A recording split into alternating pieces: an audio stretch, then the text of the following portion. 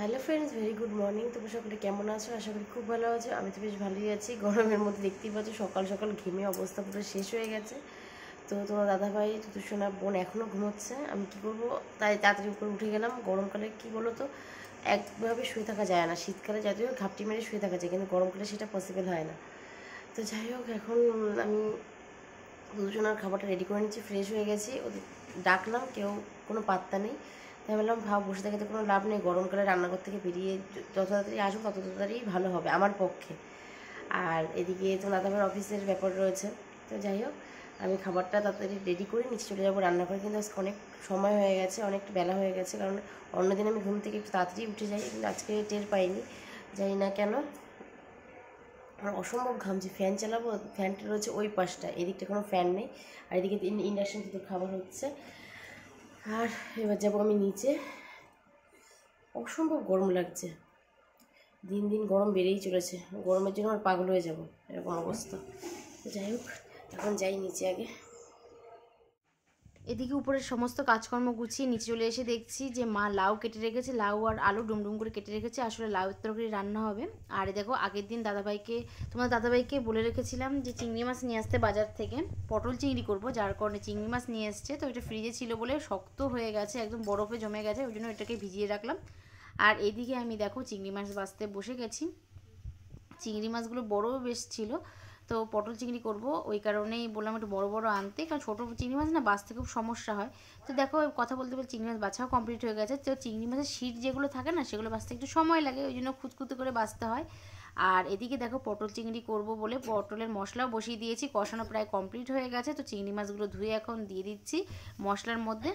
আসলে কি, চিংড়ি মাছ আমি কখনোই ভাজি না, কারণ চিংড়ি মাছ ভাজলে না চিংড়ি মাছের স্বাদ নষ্ট হয়ে যায়, মানে এটা আমি মনে করি। এখন যে যেটা মনে করে সেটা করতেই পারে, কিন্তু এটা আমার ভালো লাগে না চিংড়ি মাছ মানে ভাজা করলে।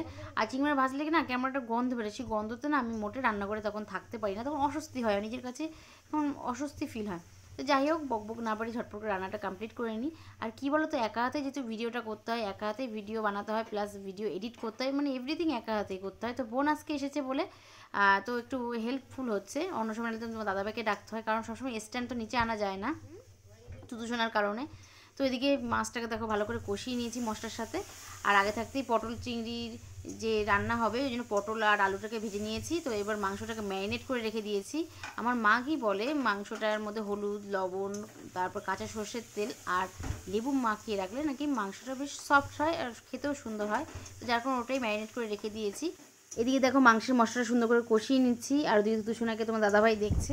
আর ওদিকে মা বাবা গেছে পুজো করতে, যেহেতু আমাদের ঠাকুর অনেক রয়েছে, আর অনেক বড় ঠাকুরঘর আমাদের, প্রায় অনেকক্ষণ সময় লাগে পুজো করতে, ওই জন্য মা বাবা একসাথে মিলে পুজো করছে। একসাথে মিলে পুজো করলে কি তাড়াতাড়ি হয় পুজোটা, নাহলে মায়ের পক্ষে একা সম্ভব হয় না। তো আজকে সকালের মেনুতে ছিল ডিম টোস্ট, সেটাই করেছিলাম। বোন অ্যাকচুয়ালি এটা ভালোবাসে, সকালে রুটি আর করিনি, গরমের মধ্যে রুটি খেতে একদমই ভালো লাগে না। আজকে পটল চিংড়ি করার কথাও ছিল না, যেহেতু বোন এসেছে ওই জন্য বাধ্য হয়ে করলাম পটল চিংড়িটা। ভেবেছিলাম সিম্পল কিছু করব, তো যাই হোক এখন করেই ফেলেছি।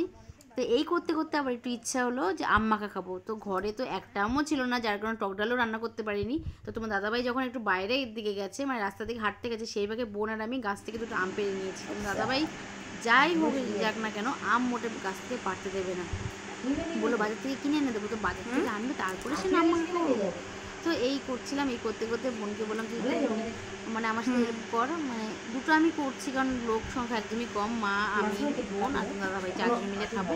তো ওই জন্য দুটো আমি মিলেই করছি, দুটো আমি অনেকটাই হয়ে যাবে। তো এখন সেটারই প্রিপারেশন নেওয়া হচ্ছে। অ্যাকচুয়ালি কি, আমি টক জিনিসটা খুব একটা পছন্দ করি না, কেন জানি না, হঠাৎ করে আজকে একটু আম বন্ধ করে দিতে ইচ্ছা করছে। তো ওই কারণে এখন আম মাখছি। অ্যাকচুয়ালি পাতিলেবুর টকটাই আমি শুধু খাই। আর যখন মনু আমার পেটে ছিল, মানে আমার তুতুসোনা, তখন আমার মানে শুধু চালতার টকটাই ভালো লাগতো, মানে চালতা মাখা। তো যখন এই বাড়িতে ছিলাম শ্বশুরবাড়িতে, তখন দাদাভাই প্রচুর পরিমাণে চালতা মানে গাছ থেকে পেরে এনে খাইয়েছে মাখা করে, প্লাস বাপের বাড়িতে যখন ছিলাম তখন বাবা খাইয়েছে, কাকা কাকিমারা খাইয়েছে, তখন বেশ মজা হয়েছে। এছাড়া আমি টক জিনিসটা খুব একটা পছন্দ করি না। তো এই কুড়ুনি দিয়ে এখন কুড়ছি। অ্যাকচুয়ালি কি, কুড়িটা অনেক পুরনো হয়ে গেছে, যার কারণে না মানে ধার কমে গেছে। তো একভাবে আমি হাত দিয়ে যখন ঘষছিলাম, হাতে অসম্ভব যন্ত্রণা শুরু হয়ে গেছে, মানে একভাবে কোনো কাজ আমি হাত দিয়ে সেটা করতে পারি না। তো জানি না কেন সমস্যার সৃষ্টি হচ্ছে, আমার হাতের জন্য একটু ডাক্তার দেখাতে হবে। তো যাই হোক, তো বোনকে বললাম তুই এবার এটা রেডি কর এবার। আর এদিকে দেখো, তুষণার জন্য লেবু কেটে নিয়েছি, এবার এটাকে ফলের রস করব। আর এদিকে দেখো মাংসটা সিদ্ধ হয়ে গেছে, প্রায় রান্না কমপ্লিট হয়ে গেছে। রান্না করার পর এখন প্রায় টুকটাক ভালোই কাজ রয়েছে। আমার গ্যাস পরিষ্কার করা রয়েছে, নিচটা মুছবো। তো বোনকে বললাম তুই আম মাখাটা কর, কারণ কি নাহলে তুতুসোনার স্নানের ব্যাপার আছে, খাওয়ানোর ব্যাপার আছে দুপুরে, না হলে আমার সমস্যার সৃষ্টি হবে, আর তুতুসোনার চোখ জ্বলতে পারে। যার কারণে বোনকেই বললাম তুই মাখ। তো বোন এখন লঙ্কা আর লেবু পাতা নিয়েছে, গন্ধরাজ লেবু পাতা, আর এদিকে চিনি দিয়েছি, এই দিয়েই মাখছে ও।